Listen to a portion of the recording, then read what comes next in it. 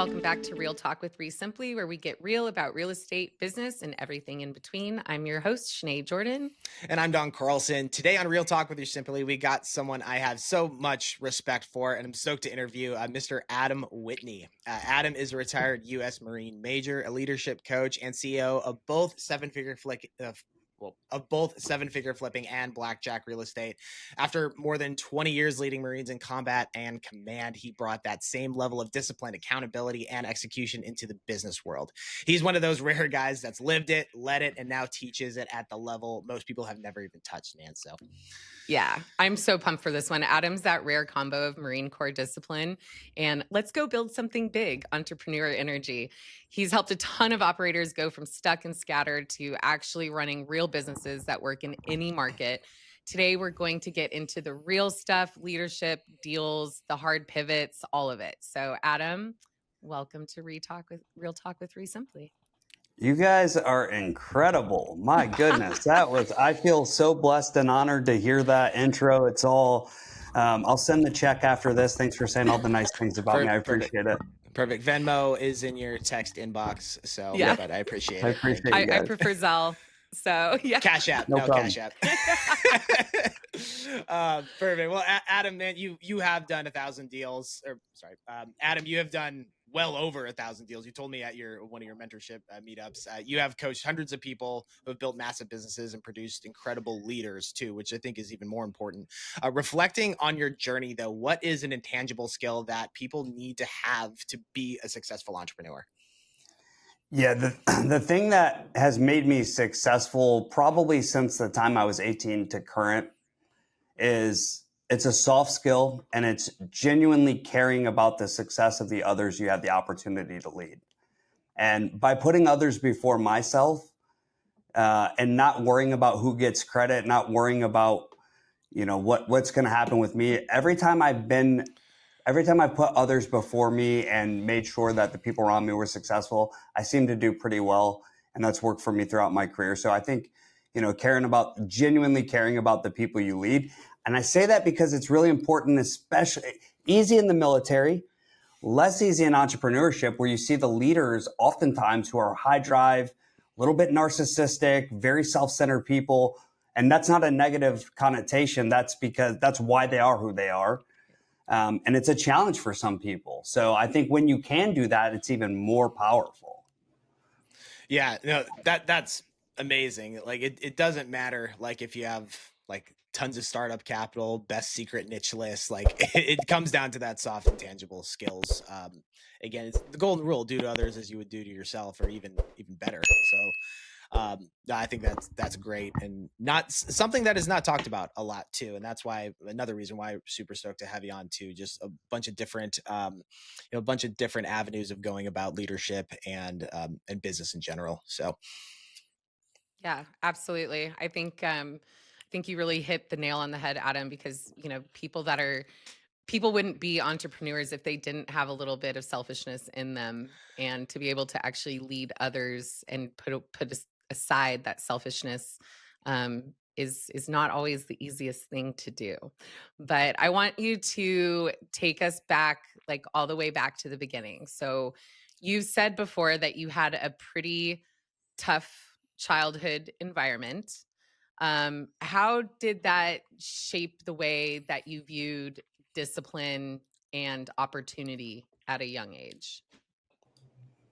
Yeah, I think a couple of things. I grew up in the suburbs of Detroit, a smaller area called Ecorse, Michigan, 12 Ridge Street, $25,000 house. I was like one of two white kids in my school. I lived in the ghetto, basically. And my dad was kind of a drinker. He was an abusive guy. My dad and my mom were split by the time I was 2 years old. And my dad had married a new lady who was kind of maybe the guiding light in my life while I was young. And my mom had a lot of mental health problems. She was addicted to drugs, crack, you name it, she was doing it. None of my parents had graduated high school. Everybody on my dad's side of the family was illiterate, literally couldn't read. And I found it was so painful at home. I found solace at going to school. which was actually a good thing for me because I got A's. Like I got all A's because that was safe for me. To go to school was Right. safe. To come home was turbulent at best. And even though when I was young, I grew up in a school where I remember these two twin boys would chase me home because they wanted to jump me in the alley. And, luckily my stepmom was standing out back as they chased me back through my backyard, and she made them both fight me one-on-one so they couldn't jump me, And, but this was the story of what it felt like for me to grow up. And obviously my mom has abandoned me. I can remember sitting out on the porch waiting literally hours for her to come pick me up. And I think this is an important part of the story that, I hadn't shared a lot until recently, because I do wonder why I am the way I am. Why do I care so much to win? Why is that so important to me? Mm-hmm. And what I found was I've spent my life running away from that. And my choice of route was like accomplishment and success. And the further I can get into that, the further I can get away from the pain of that childhood. And that kind of led me up through some trauma into my high school years. I kind of spiraled around 10th grade. My mom died in 11th grade. I found her dead in her apartment. Oh, man. And I just quit going to school. I ended up barely graduating high school with a 1.954 GPA. And I got into some trouble. I went to jail. They were charging me with a 20-year home invasion felony and a assault and battery. And what came of that was I had an opportunity where a Marine recruiter said, "Hey, I'll help you get out of that, but you got to leave for the Marine Corps in 2 weeks." I said, "Okay, yeah, like as long as I don't have to go to jail." So he came to my court date, my arraignment, and the judge of the 3rd Precinct in Detroit, we took him in a back room. This guy's name was Sergeant Watkins. He was out of the Lansing office. He needed to make quota, and I needed to get out of trouble. So it was a match made in heaven. And they went into that back room, and they came out, and that judge said, "I'm going to put this under the HIDA program if you leave for the Marine Corps and have a successful, honorable 4 years." And I went on to serve 20 years. I wrote that judge a letter and thanked her for giving me the second chance and kind of told her about what I did in my career. And she wrote me back, and I figured she hadn't heard a lot of good news on people. And the rest was kind of history. And what the Marine Corps really did for me was put me into a room of winners, of leaders, put me into an organization that had a common set of core values. I'd never seen leadership in my life. I didn't know what core values were. And my time in the Marine Corps basically gave me that. And then that just kind of set me on this crazy path where, everywhere I went, I try to serve others and succeed at the highest level I possibly could. Well, I was going to ask you, because I know you joined the Marines at 18. I was going to ask like what you were searching for in that moment. Apparently you were searching to keep your ass out of jail is the answer to Get that out of jail one. free card monopoly. But here's the deal, Shanae, that I because my grades weren't good, I didn't have a lot of choices of what I could do. So they made me an infantry guy, right? So I go do the hardest thing. And by the way, early 2000s, we're at war in Iraq. So very quickly, I ship out to war in Iraq. And, you experience a different kind of trauma there. Got some combat valor awards while I was there, did multiple combat deployments. And then what was really cool later on, I got encouraged to go back to school because at this point in time in my life, I'm like, I don't do school. Like, that's not me. That was me at one point, but that's not me anymore. I ended up going back to school. I got 3 degrees, all straight A's, graduated magna cum laude. They sent me to college at the University of Michigan to get to become a Marine officer. And then I became an intelligence officer in the Marine Corps just about halfway through my career before I retired. And I spent 12 years doing that, and I retired in 2024. Yeah, you're fresh out for sure.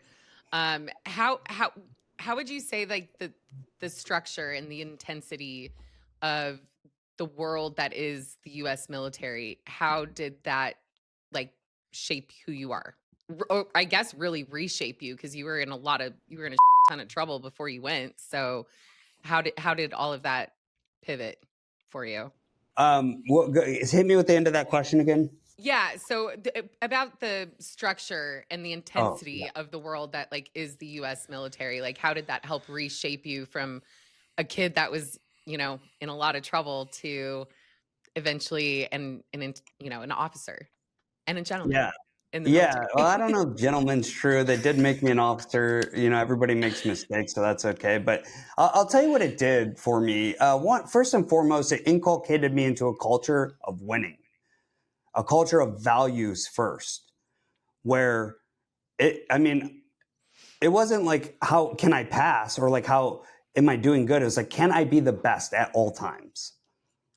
And that culture, and then to see other people set an example, like literally 24/7 in their life, no hypocritical leadership.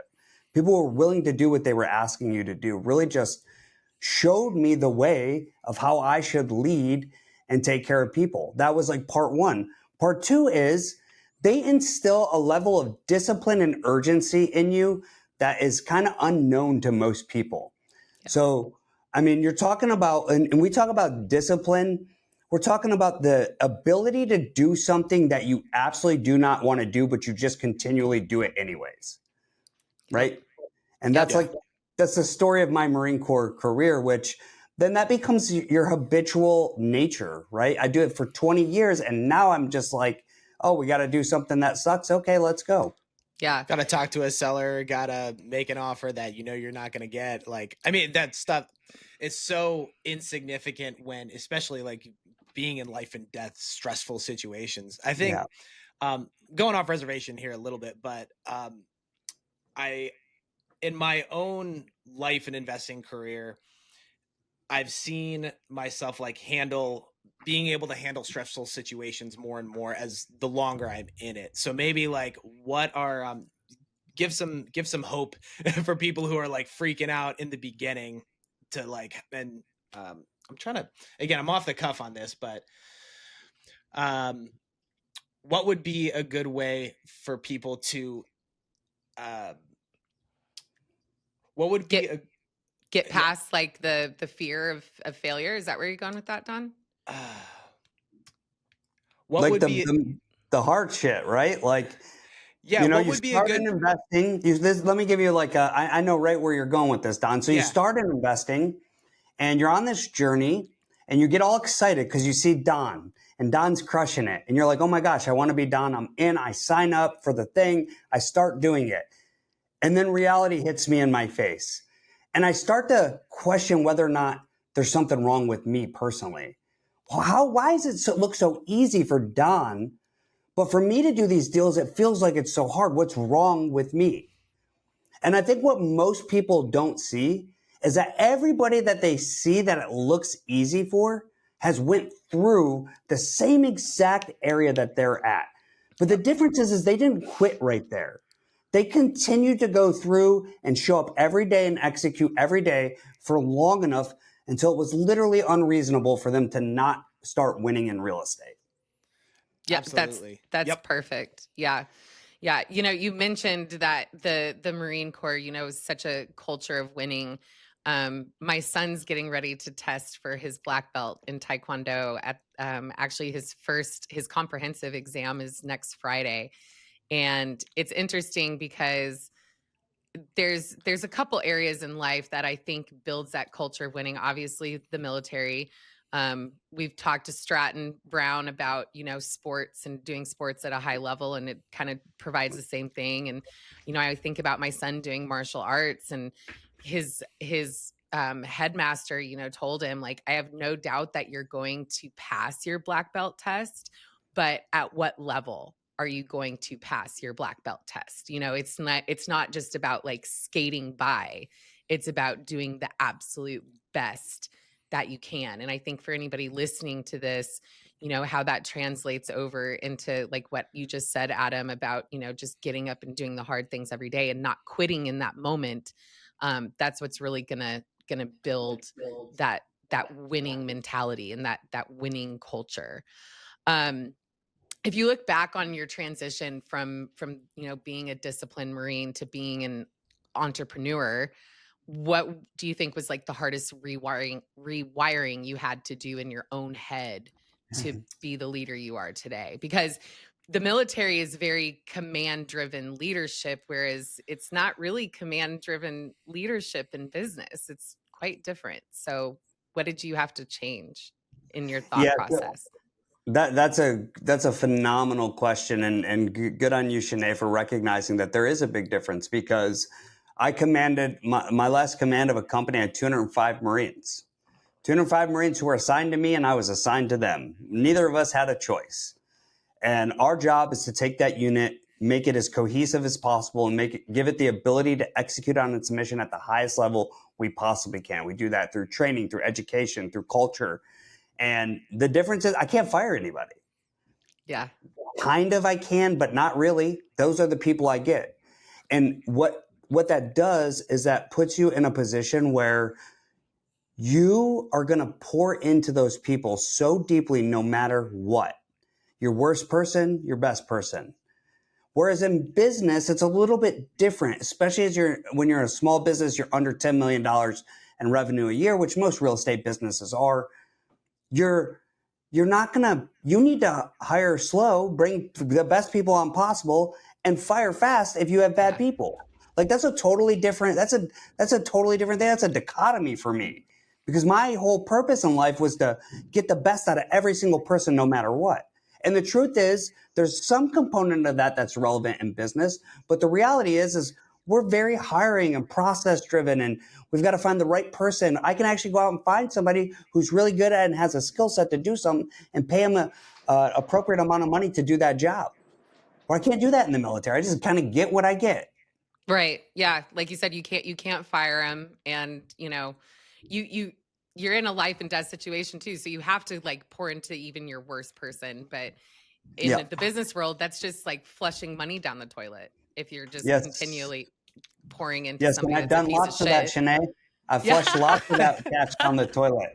And I'll tell you, this is one other interesting part about that is, and maybe this is a good part. So in the military, as a commander, I'm responsible, and literally it says on my job description every time I take something over as a commander, it says you are responsible for everything your Marines do or fail to do.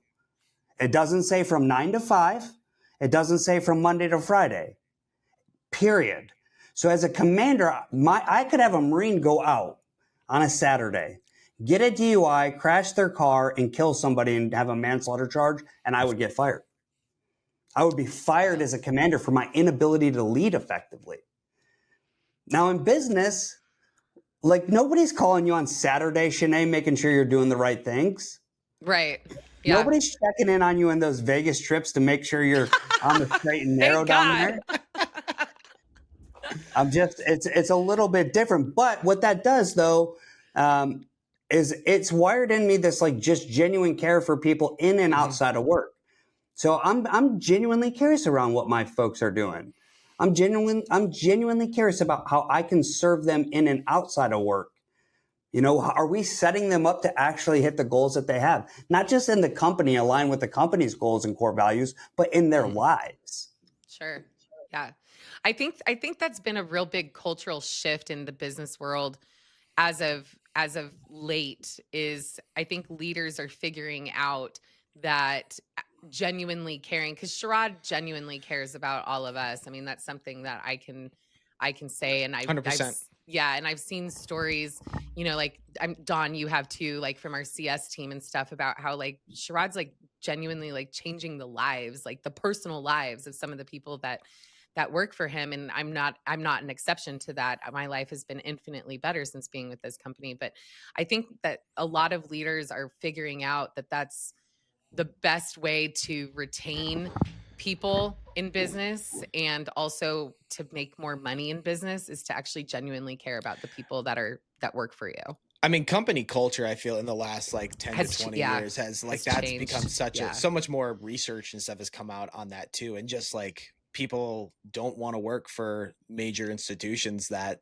they're just a cog in the machine. They crave purpose. For like BlackJack, Adam, like how do you instill good company culture in your own business? Yeah, you know, it's interesting. So BlackJack has been morphed into many different things over the years. There was a point in time when we had 30 U.S. based employees. You know, we're doing $6 million or whatever in revenue and hundreds of deals, whatever, all the vanity nonsense, right?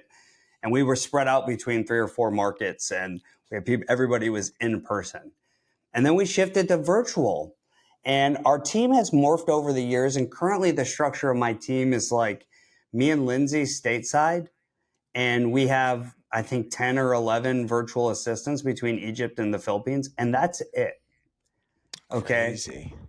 So we're able to do more with less.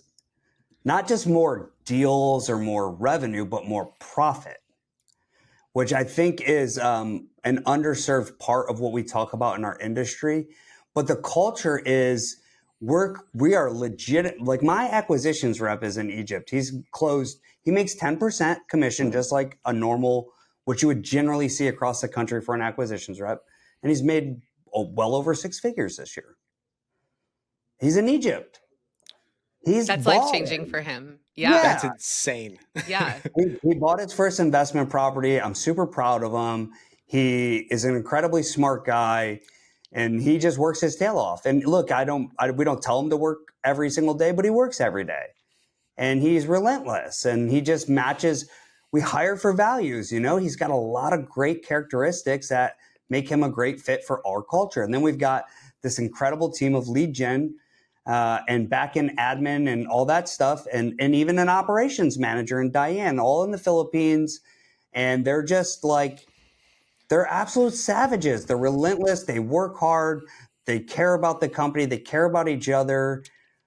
Nobody's just checking in. Everybody's in it to win it together. And we win collaboratively.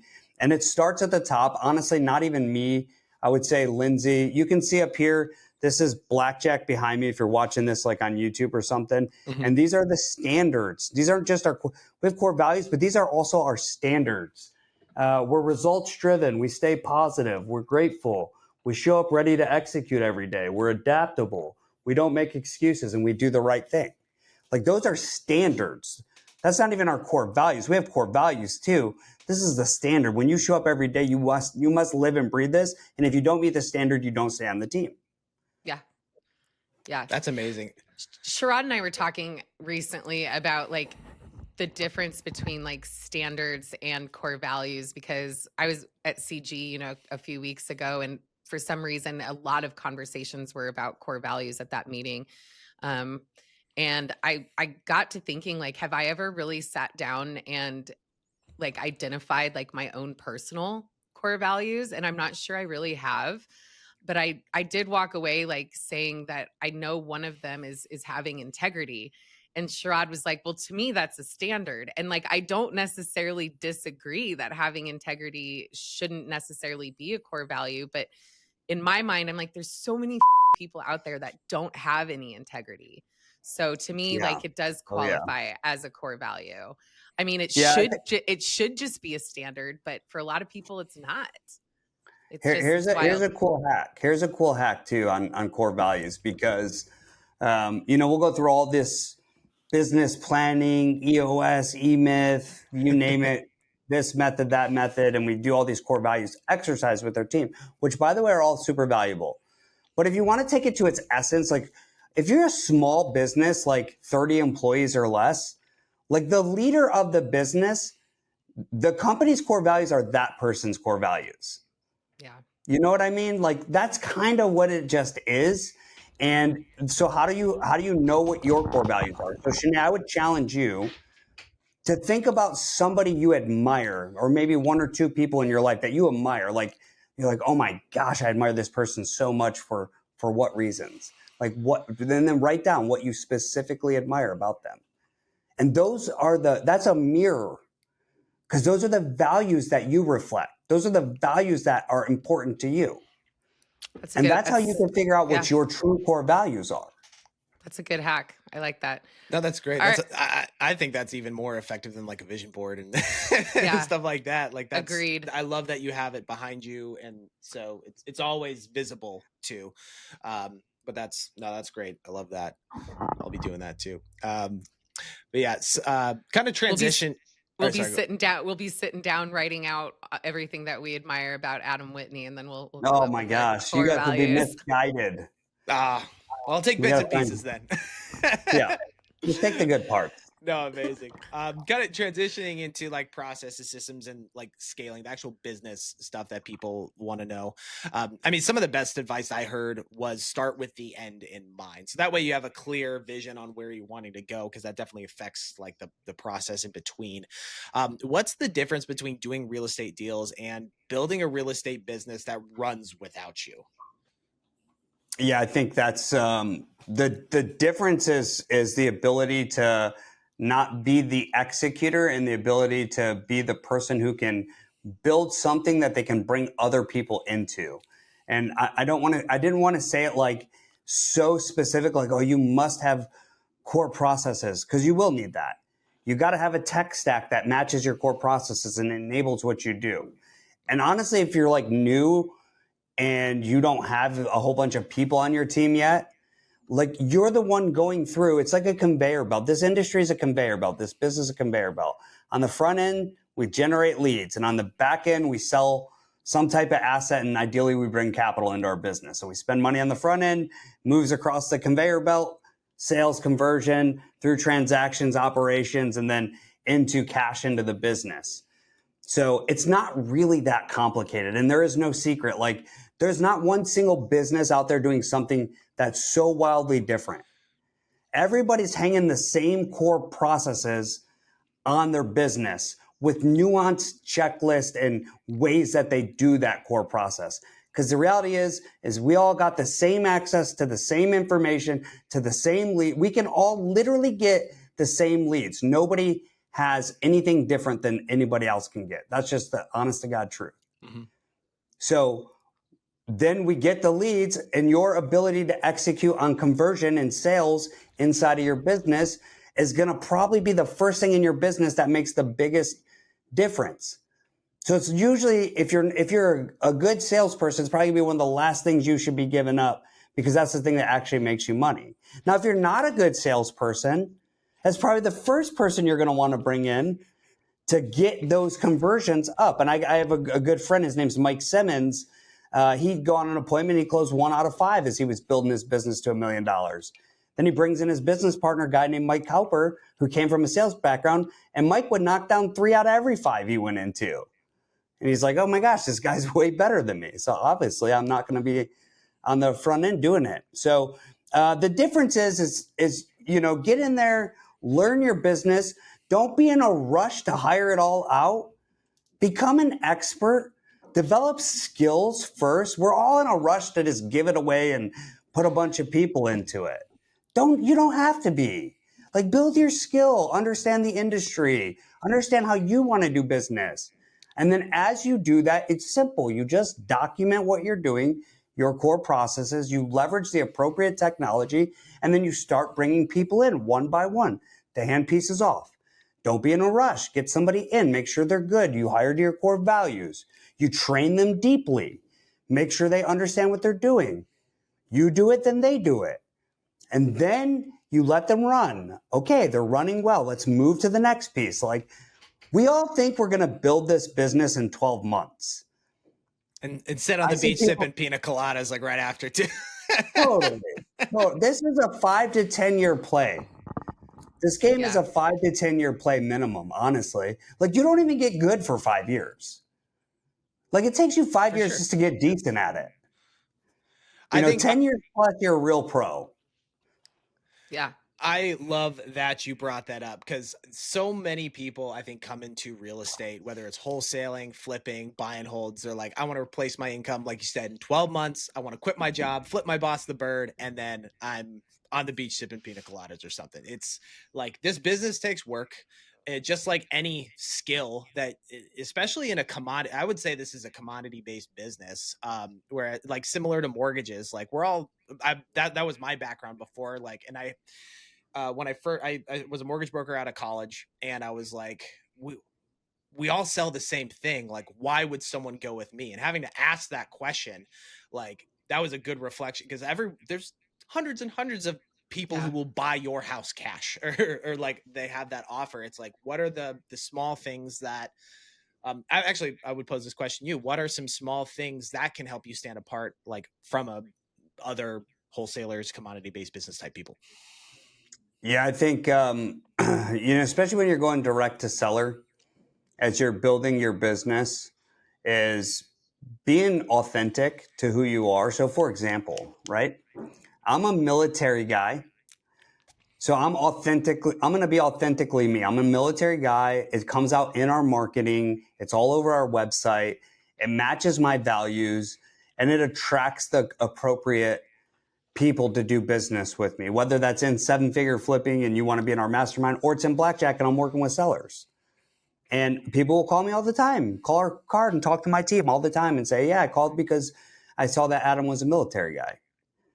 Cool. That makes me win deals that I wouldn't otherwise win because I'm branded. I'm congruently branded in my marketing in line with my authentic self. Amen to And that. and I think everybody should focus on. And look, when you're new, you might be thinking like the first thing you should do when you're new is just go make money. I don't want to hear about your website, your business card. I just want to hear you getting deals. But Adam, I need to set up my LLC. Oh my gosh. Just go make money. Like, don't But even talk to me until I you need to brought build out a 250 grand CRM. in. Yeah, you don't need to. You get REsimpli, it's already done. You just start shoving leads in it and you make offers until your heart explodes. There you go. That's it. Yep. And if you're either your heart needs to explode or you need to make 250 grand. That's all I want to see. And then once you make 250 grand, I can show you how to build it into a business. Right? And maybe you don't know how to make the 250 grand. You need a process. You need somebody else's system. That's fine too. There's plenty of great coaches out there. Go do that. It shortcuts it. But I think for people, the little things to get to that point, first and foremost, if you're new, just focus on making money. As you develop your skill and as you if you get that 250K made first out of the gate in your business, or if you're already doing 1, 3, 5 deals a month, start to think about who you are authentically as a company. Start to make sure your marketing is congruent. So whether that's your cold callers out calling people, your texters texting people, it's on your direct mail, you're on billboards, PPC. It's important that people understand and you build brand around your authentic self. Now, for a lot of our investors in the industry today, a lot of them are using pay-per-lead providers. And I like pay-per-lead providers. They do great. I think we spent 250K on one and we made $1 million on it, right? So we had a good return. Happy with them. But you know what a PPL provider doesn't do? It doesn't help you grow your brand. So I have a niche here in Florida by me. I buy mobile homes. Pasco and Polk County. East Pasco on a 1/4 acre or more, ideally 1990 or newer, but I'll take an old one and scrape it, put a new one on. And I'll slap my face up on a billboard right in the middle of the area. I love to do it. I'm a military guy. I like to buy mobile homes because that is like so congruent with what we're doing. And we're here, we're local. I'm a military guy. I'm going to dominate that small niche in that area over everybody else because I have congruent marketing aligned with my authentic self. Mm-hmm. No, that's great advice. And also with a new person, I think getting reps in is almost is invaluable. So like doing the cold calling, just talk to sellers. Like even if they tell you to shove it, it's okay. Like you at least took that hit, took it on the chin and move on to the next one. And just learning that resilience that comes along with wholesaling and flipping and just the real estate business, especially direct to seller. Because sometimes your sales process isn't even good enough to close those paper leads. So instead of blowing $400 on a lead, cut your teeth a bit, man.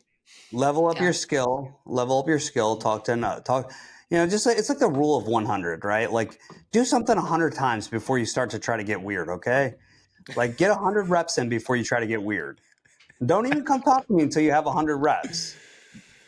I like that, man. No, that's great. I'm going to use that. Do it 100 times before you get weird. That's my takeaway from this podcast today. Oh man. So no, that's great. Helping like newer people kind of scale up just to build that build that foundation to then scale. For in my own business, managing 2 or 3 flips at a time is already a lot, and I have some skills, and I'm so excited to chat with you guys and see you guys in Cancun. Are you This coming next. to the Cancun event, Don? Are you the person who gets to Yeah, come? because I have to go to family. Woo! Yes. Yeah. What's Yes, I interesting, am. Shanae, is Bill also has to go to family at least for one day because we're going to do something really cool with Matt. Okay. Well, I'll be But there. cool, Don, I'll be in Cancun with you, and I'm really excited that you get to come, man. Heck yeah, man! I'm stoked. I'm bringing the wife and my son too, so it's gonna be a family affair. Perfect. Yeah, and um, we're family friendly, so we can't wait to meet them. I love it, man. No, it's great. So super stoked for that. But again, for me, managing 2 or 3 flips, like it's a lot. There's a lot of business like processes I need to learn for that. I would say that there are clear scaling milestones where you have to evolve your system though. So like going from 1 to 2, 3 to 6. I would say, what are some of those breaking points, and how does your system need to change as you Good scale through question. each stage? Yeah, you can do maybe 1 to 3 deals a month with individual heroics, small team, maybe you and a VA. But once you get beyond a couple of deals at a time, it does require you to have systems. It requires you to do things in a logical way. And the way that we talk about this is, and the way we teach this in our world, or, I give away every single thing we do has a lucid chart associated with it, which is basically a flow chart on how everything works in our business from the time a lead comes in through it coming in, where it goes, who talks to them, who gets what kind of lead, to my sales team, how they follow up with it, the periodicity, all of that stuff must be developed along the way. That way, because the only way to scale is with people. Now, let's really quick. Let's define this real quick, because there are levels to this, and scale is a misused term, I think. Some people want to grow, and they're using the word scale. So they go, I spent 200 grand on marketing this year, and I did, 25 deals.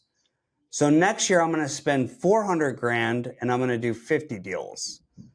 That's not exactly how the industry works, because you have to match your marketing output with your sales inputs and outputs, and your conversion and your infrastructure in your business. But growth is when things move up together, where your spend is moving up, but so is your top line. You're not really creating more margin. Scale is when you're able to leverage your current resources, or maybe a little bit more, to create an outsized advantage of growth. That's what scale means. It doesn't mean to grow linearly. It doesn't mean to spend 100K to make 200K. It doesn't mean to spend 900K to make $1 million, which I personally have done that. I've literally spent $900,000 to do 7 figures in my business. I'm just being honest with people. We don't talk about that. That's a poor way to scale your business.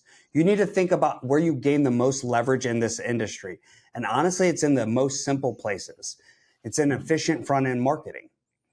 It's in pouring into your sales team. You will not gain effective, efficient scale without having people who are really well trained on a daily basis at having these conversations, whether it's your lead intake, your follow-up specialists, or your closers or acquisition managers, whatever you want to call them. But it literally requires daily training and feedback. Nobody who's good at anything, you don't see LeBron James. He has a coach. He has a whole team of people around him constantly giving him feedback on how to level up. Tom Brady, same way. Like, people who are elite are getting feedback. You want an elite sales team that's converting the most leads possible so that your business is actually profitable. You have to train. You have to have a process and system, and you have to train to it. You have to hold people ruthlessly accountable. And we say this all the time. Like, this isn't news to people listening, but the amount of people who say this and then do it, there's a gap. I call it the say-do gap. They say they're doing this. They say you should do this, but nobody is doing it, to include them sometimes. Because it's hard to hold people accountable. And it's hard to train every day. And it's hard to build the infrastructure to make that happen without it being all you. I'm fortunate that I have Lindsay on my team and she's the sales trainer. Like, I mean, I would be terrible at it. I wouldn't be doing it. I would have a say-do gap. I would come on here and tell you should do it in your business, and I wouldn't be doing it myself. But I have somebody on my team who does it at an elite level, way better than I could. No, that's absolutely huge. That, again, talk is cheap. Lies are expensive.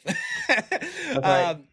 I wanted to go over some because talking about the training of acquisitions and sales, I mean, sales is super important in this business. And like you said, that's one of the last things that you should give up if you're good at it. And we had Billy Fernandez on last one, and he was saying that too. So definitely congruent and aligns. We've heard it from multiple people.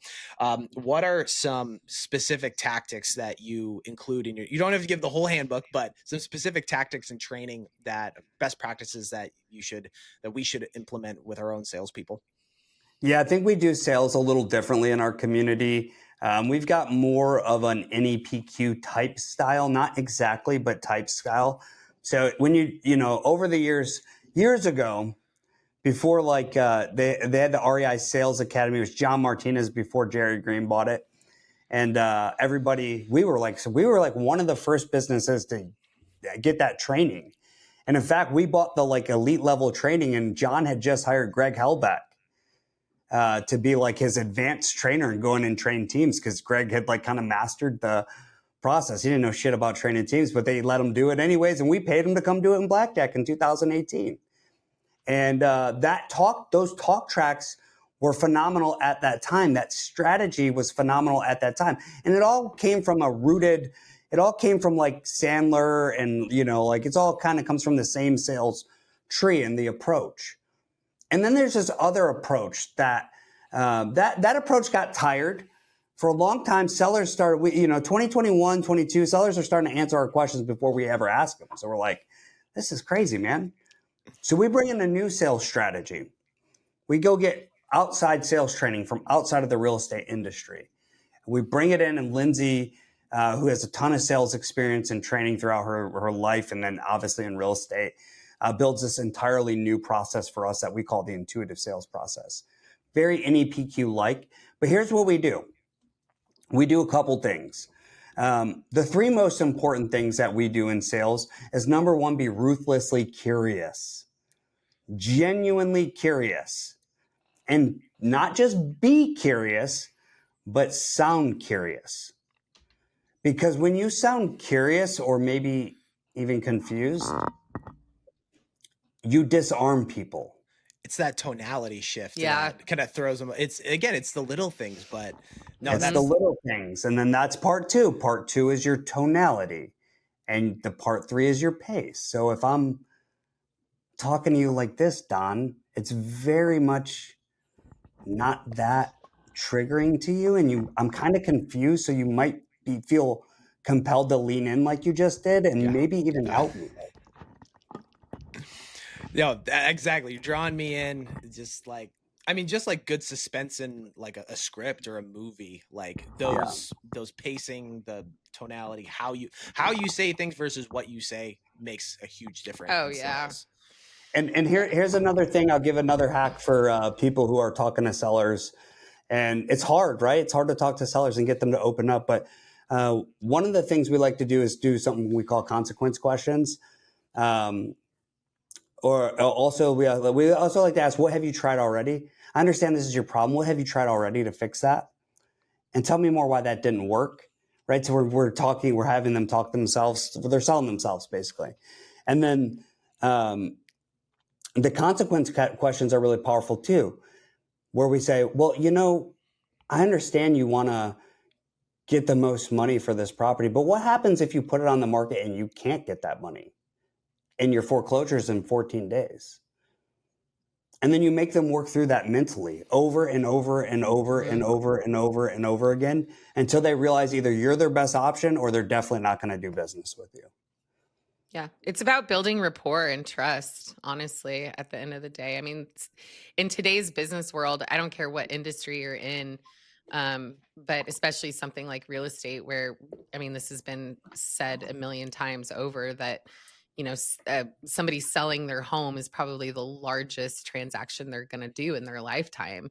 And so they have to trust you to want to do business with you. And everything that you've touched upon with the small things, the tonality, the pace, the genuinely being curious, like these are all ways that you're building trust with sellers to get them to say, yes, Adam, write me a check. I'll sell you my house. So Let's quickly delineate this though, because this is a really important part. You said two different things and they are vastly different: rapport and trust. Now here's what they a are lot of people different. 100%. here's what a lot of people do is they bake in fake rapport into their script. Yep. It's a huge waste of their time and they don't even know it. What I'd rather do Agreed. is build trust with a seller. Not fake rapport, not like, how's your dog doing? I forget the acronym we used to use to get get you family, weather, some other crap. That's all fake rapport. That stuff that is not, like, people will see through that. It's not Oh, yeah. legitimate. Yeah. Trust though is the difference. Not rapport, but trust. Because the idea behind rapport is that I do disarm you so you don't have your guard up, like you feel like you're being sold. And then I do build enough trust with you that you will do business with me. That's what the intent of the word rapport is really for in sales. But the truth is that fake rapport stuff just doesn't work well. And we've proven that over and over again in our business. But building genuinely building trust, that's the game, man. That is the total game. Trust is the game. And that really can come out when you don't have a rigid script. I like that you have it, based on what I'm hearing, you have like lines to like open up that are good best practices, but I mean, it's more of a framework. So you have that like intro and then being incredibly curious, just as like you personally have to actually be in that mental state. So I thought that differentiation and delineation was phenomenal. So that we're going to clip that and make that a short. But yeah, so let's talk about the 50-year mortgage. Yes. So transitioning into some current events in real estate, some crazy stuff going on in the consumer mortgage space. I have my opinions, but what's your take on the 50-year? I think we all have our own opinions. What's your take on the 50-year mortgage that was floated last week? I think, you know what? I think it's great for the economy, don't you? Okay, hold on. Let me give you a breakdown. I'm gonna do you guys like? I'm an objective guy. I like numbers, right? Yeah. So let's just do a quick comparison. And the kind I of saw your post about this on Family. Yeah. So the kind of standardized loan products we have available to us are a 15-year mortgage, a 30-year mortgage, and potentially a 50-year mortgage. So let's just take the median price point of a house, which is around $400,000 nationwide, and 6% for an interest rate, and assume that all three of the loan products get the same exact thing. So in a 15-year product, $400,000 at 6%, your payment's going to come out to about $3,376. Okay? Now, if you compare that to a 30-year product, your payment's going to come out to about $2,398, almost $1,000 less. Wow, that's why a lot of people choose 30 over 15. Now, on the first product, the 15-year product, you're only going to pay about $208,000 of interest over the life of the 15 years. On the 30-year product, you're going to pay about $463,000 of interest. Now, when we bring that to 50 years, okay, so keep in mind, 30 years, we said $2,398 for that $400,000 mortgage payment, right? Now, 50 years, it only drops $198 to $2,200. And the whole argument over the 50-year mortgage is that it's going to bring prices down to a reasonable monthly rate, because we know there's two things that impact the ability to get a loan that are the largest is going to be your debt to income ratio and, making your income and your credit score. So if your expenses are low enough and your income's high enough, you're going to be able to get the loan.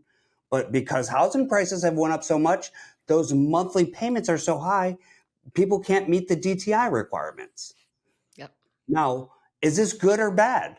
Well, for some people, it'll be just fine. For the people who are listening to the REsimpli podcast, they're going to be fine because they're going to look for an advantage in this.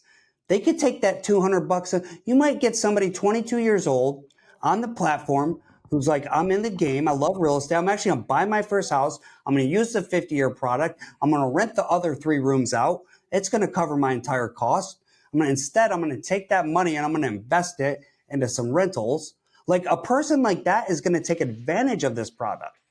But the problem with that is there are only 5% of us who will do that. I was just going to say, I mean, that sounds lovely, Adam, but like, let's face it, like how many people that would actually take out a 50-year mortgage are actually going to take what little money they're saving, which I would argue if you're a typical person, if you're that strapped for $198 in savings, like you probably shouldn't be buying a fucking house in the first place. I was shocked at how little that payment changed. And like the interest like triples. Yeah.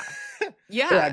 It goes from 200,000 basically to 400 to over 800,000 on the 50-year. Yeah. Here's the other kicker though, that we've got to bring to this conversation that has been all over social media is, what's the average time somebody lives in a house for? 12 years. You guys know? 7? 12. It used to be 7. It's like 11 now. Okay. Yeah. Okay. So the reality is whether I get a 50 or a 30 year, I'm probably not going to live in that house to see that thing come to full term anyways. So wouldn't it be more favorable for me to just take the 50 year and save the $200? No, because your equity is going to be a lot less by the time you go to sell it. Is that true? I mean, in theory, it would be, wouldn't it? Possibly, yeah, because you're paying more in interest. But actually, if you look at the amortization tables, it's not that different than a 30-year. And here's the other part about it, is no property, no amortization table. It's almost all interest on the 30-year and 50-year for the first 7 years, period. Yeah. Right? So it doesn't really matter. None of us are going to make money in the first 7 years. And if we hold it maybe for a little bit longer, then we'll have some debt pay down. But we're really going to make money on our appreciation if we have appreciation in our market. And, on average, it's going to be at or barely beating inflation typically. We're not going to have always 2020 to 2022 type growth where things double in value. That's just, it's an anomaly in the baseline. Yeah. Another argument that I've seen regarding the 50-year mortgage is the idea that because we're looking at amortization tables and all of that sort of thing, is that the longer the life of the loan, the riskier the loan is. So who's to say that the interest rates, like banks are going to be more hesitant to even loan on those 50-year? What do you think there's any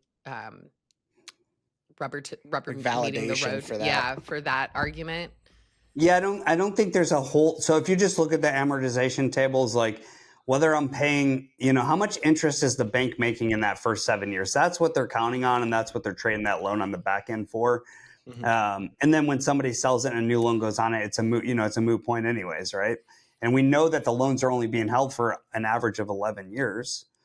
So I don't know. I don't think it makes a big impact in our. I don't think it makes a big impact to the banks. It's not going to move the needle on the interest rates. The interest rates are going to stay stagnant for the next 3 to 5 years. Honestly, we might touch the 5s. We might get into the 5s, and that'll be an exciting time. And if you're a real estate investor, you better be prepared to take advantage of that, bring in inventory to the market.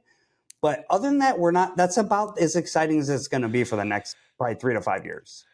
I love how you broke that down because it sounds clickbaity now. Like after like you talking about it's like, oh, the 50, it's like it's a distraction. It's like, guys, talk to sellers, buy and sell houses, and just stick with the stuff that's going to make you money. And I don't think that the 50-year mortgage is going to really have much of an impact from the real estate investing side of things. Mm-hmm. But looking at it from a consumer standpoint and whatnot has been mainly what I've been, wrangling with in my head. And well, Shanae, you live in California, right? I think actually you both live in California, but yep. It's almost impossible to buy a house in California. Yeah. But what if the 50-year loan could make it so that you could buy a house in California? Now, this is where it gets interesting. I don't really want to buy a house here. I Well, want to if you move. do, here's the thing. California people make a lot of money buying normal everyday consumer real estate in Yeah. California. They buy something for X and in 10 years, you can't believe it. It's 4X worth more money because it's California. Yeah. And now, of course, that's a boom or bust state. It goes way up and it goes way down. But, families there, people don't sell their properties in California. They hold those suckers for like Yeah. ever. Yeah. And when My they do dad sell them, is they're making 8th. millions, right? Yeah. My dad's 8th generation Redlands. Like and my grandmother still lives in the same house. It's crazy. It's bananas. And what if you got into a house today, Shanae, and now your kids end up taking that house? Like it stays in the lineage, but the only way you could get into that house today is if you had the opportunity to get a 50-year mortgage to meet your DTI that you need. Yeah. I mean, I don't know.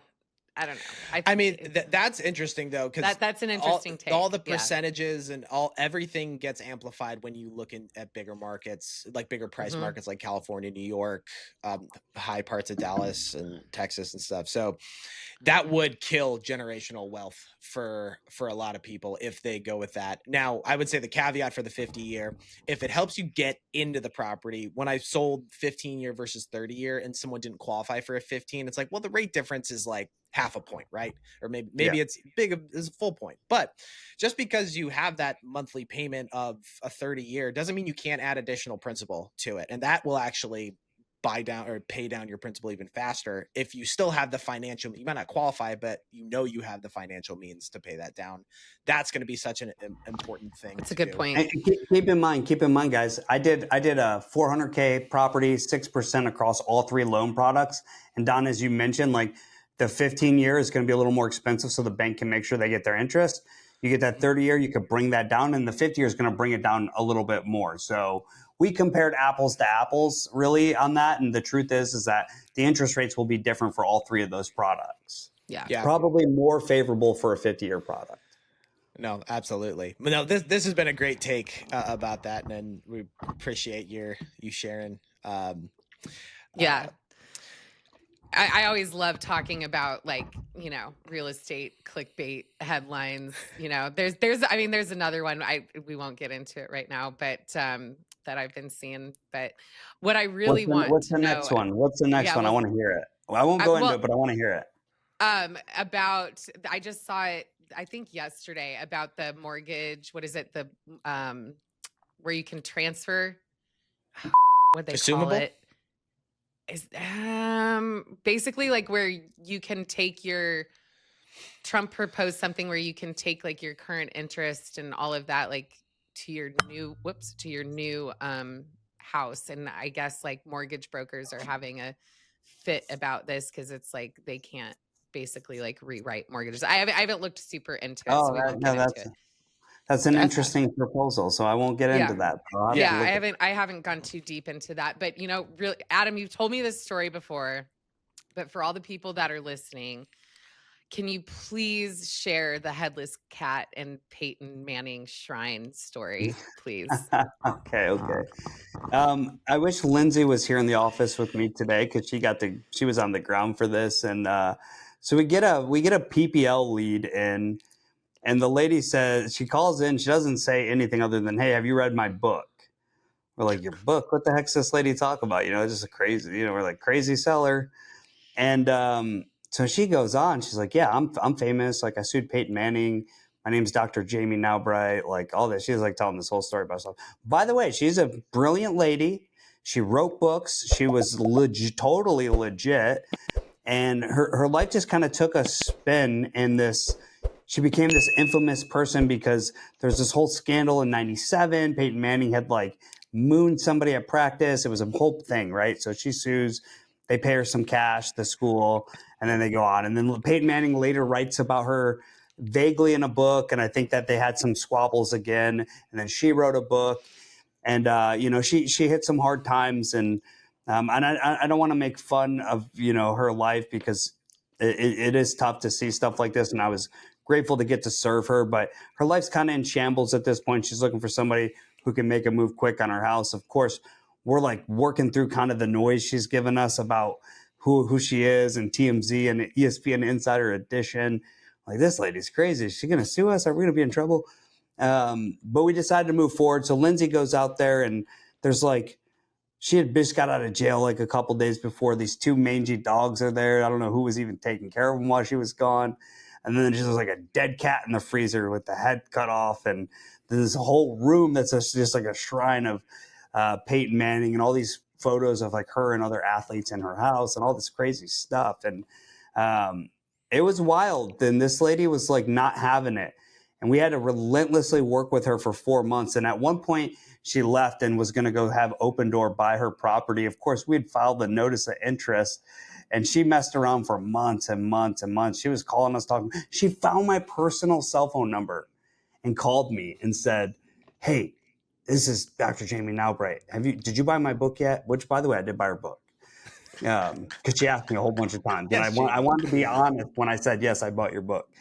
And she said, "You're on the line with TMZ right now. You better have your PR release ready." I'm like, oh my gosh, you know what is crazy? How'd she get my number? She wanted to move to this house up in North Carolina. I had a really good buyer here who's also an agent that I work with all the time. So he was like, he's going to buy this thing. We're wholesaling it to him. I think we ended up getting it for like $300K. He bought it for $340. We made a $40K fee. He ended up rehabbing it and sold it for like upper 500s. He made a boatload of money. And she did get into her North Carolina property. Once she realized we had a notice of interest and we were her only option, she called Lindsay and said, "You're not as dumb as you look. I see you guys filed that notice of interest." And Lindsay was like, this lady, man. And What was she a doctor of? Like, did she just have a PhD in something, or?